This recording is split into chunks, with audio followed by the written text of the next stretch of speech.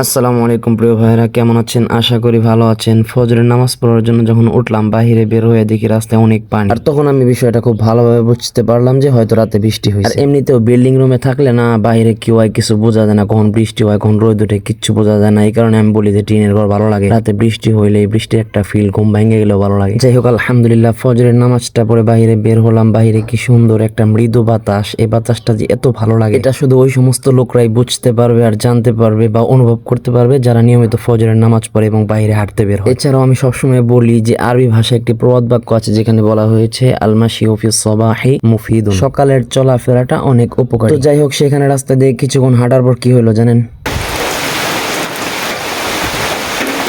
বৃষ্টি নামলো, যার কারণে দোকানের ওইখানে আমি কিছুক্ষণ আটকে রইলাম। এরপর জোহরের নামাজের পর আমি আমার স্টুডিওতে আমার ডায়েরিটা নিয়ে কিছুক্ষণ অপেক্ষা করলাম। তারপর একটা ফোন আসলো, লাইটার ফ্যানটা বন্ধ করে দ্রুত আমি হুন্ডাটা নিয়ে বের হয়ে গেলাম। আর হুন্ডাটা নিয়ে আমি কোথায় বের হয়ে গেলাম আর কি জন্য গেলাম, এটা আমি আমার নেক্সট ভিডিওতে দেখাবো ইনশাল্লাহ। আর কিছু সুন্দর দৃশ্যও দেখতে পারেন, আল্লাহ ভরসা।